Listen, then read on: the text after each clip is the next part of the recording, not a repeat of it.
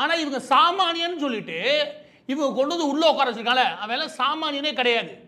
உண்மையிலே சாணி உருட்டு கூட தகுதி இல்லாமல் உள்ள வந்துட்டான். என்ன காரணம் நினைக்கிறீங்க?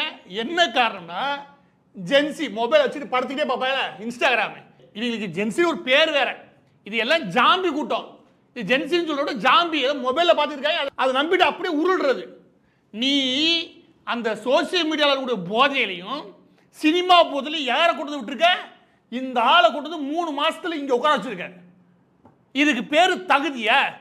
நிறைய பேருக்கு மனசாட்சி தொட்டு சொல்லி அந்த பகுதியில் யார் வேட்பாளர் கூட தெரியாது.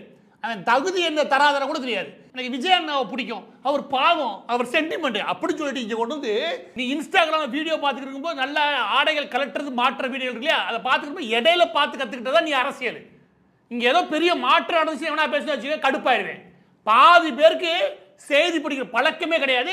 3/4 பேருக்கு இதில் பார்க்குற செய்தின்றது இன்ஸ்டாகிராம் தள்ளும் போது ஏதோ ஒன்று வருது இல்லையா, அதுதான் அரசியலே. அவ்வளோதான். அதை வச்சு முடிவே பண்ணியிருக்கானுங்க. வீட்டோட அரசியலே முடிவு பண்ணியிருக்கானுங்க.